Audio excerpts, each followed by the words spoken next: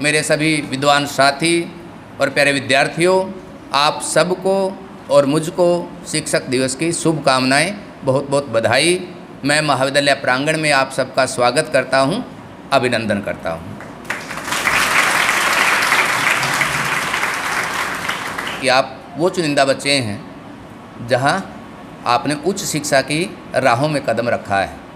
यानी आप ये समझिए इस बात को कि ज़िंदगी में कुछ रास्ते अंधेरों की ओर जाते हैं और कुछ रास्ते उजालों की ओर जाते हैं। आप सौभाग्यशाली हो कि आपने उजालों के रास्ते मिले हैं। इसमें आपके परिवार का और अन्य बहुत सारे लोगों का योगदान हो सकता है, लेकिन इतना पक्का है कि आपने एक अच्छे महाविद्यालय को चुना है।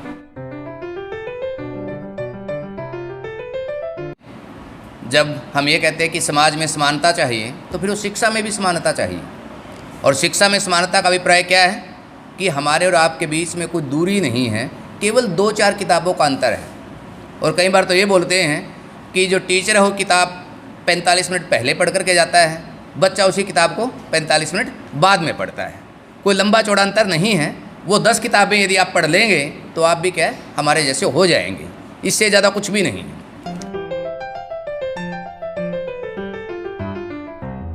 और विवेकानंद की याद आना तो बड़ा स्वाभाविक है कि जब बच्चों में बात करते हैं, और अक्सर ये कहते हैं कि जब भी विश्वविद्यालय के हॉस्टल में एक पोस्टर तो 70% विद्यार्थियों के कमरे में लगा मिलता है कि जागो, उठो और तब तक ना रुको जब तक अपने उद्देश्य की प्राप्ति ना हो। तो आप एक उद्देश्य प्राप्त करने के लिए यहाँ पर आए हैं और आप उसी भाव से लगातार कर्म करते रहिए। परिणाम आपको ज़रूर एक दिन मिलेंगे।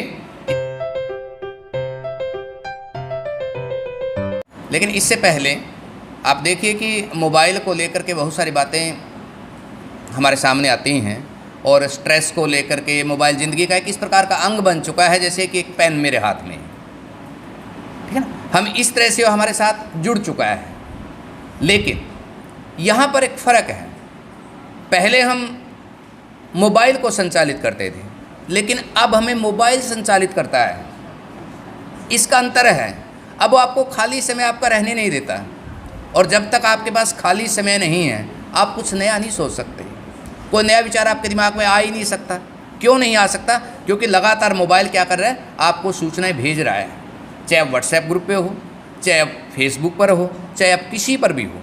यहाँ तक कि लगातार जब नोटिफिकेशन आते हैं तो एकदम से जो दिमाग आपको ऐसा लगता है कि देख लूँ इसमें क्या है, इतने बेकरार हो जाते हैं। तो आप मोबाइल का इस्तेमाल कीजिए, लेकिन ये ना हो कि मोबाइल आपका इस्तेमाल करें। मोबाइल आपकी सुविधा के लिए है, दुविधा के लिए नहीं। तो आप इसको समझिए, क्योंकि एक ऐसी नई तकनीक वस्तु है जो हमारी ज़िंदगी में आई है और हमें वो काफ़ी हद तक बदल रही है। आज के दिन, और जब ये तय हुआ कॉलेज में कि एक इंडक्शन प्रोग्राम कराना है और जो नए विद्यार्थी उनको महाविद्यालय की विभिन्न गतिविधियों से उनका परिचय करवाना है, तो मेरे ध्यान में एकदम से नया शब्द आया कि ये दिन तो विद्यार्थियों के लिए संस्कार दिवस है। वे इतने सारे जो अध्यापक हैं वो एक साथ इनके सामने नहीं आ सकते। वो आएंगे तो कक्षाओं में आएंगे, ये विशेष अवसर पर आएंगे। आज जब इतनी सारी बातें हो रही हैं और जब आप संस्कार दिवस कह रहे हैं, तो इसका मतलब ये है कोई ऐसी नींव या कोई ऐसा विचार आपके जहन में उतारने की कोशिश की जा रही है जिसको अपना करके आप अपने जीवन को क्या कर सकते हैं, कुछ सुविधामय बना सकते हैं, सरल बना सकते हैं। आप अपने समाज को समझ सकते हैं, जीवन को जीने की जो समझ है उसका एक विकास आप कर सकते हैं।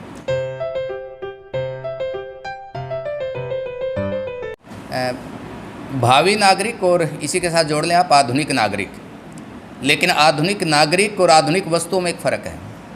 हम सभी आधुनिक वस्तुओं का इस्तेमाल करते हैं कि आप सुबह से शाम तक हम आधुनिक वस्तुओं के बीच में रहते हैं, जिनको आप तकनीकी वस्तुएं भी बहुत आसानी से बोल सकते हैं। लेकिन ज़रूरी नहीं है कि उसके साथ आपकी पर्सनैलिटी भी आधुनिक हो।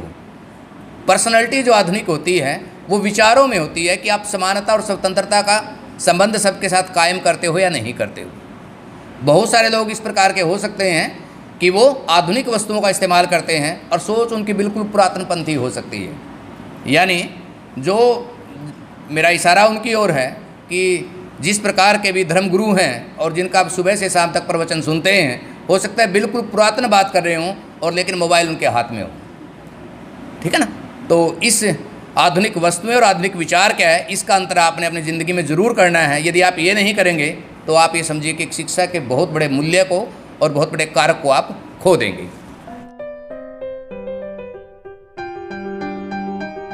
और ख़ास करके जो अनुशासन को यदि समझना है तो उसके बड़े 2-3 लाइनों में आप उसको अच्छे ढंग से समझ सकते हैं। अनुशासन का मतलब ये अभी कुछ नियम ऐसे हैं जिनके पीछे पीछे चल कर के आप अपना विकास कर सकते हैं, ये अभिप्राय।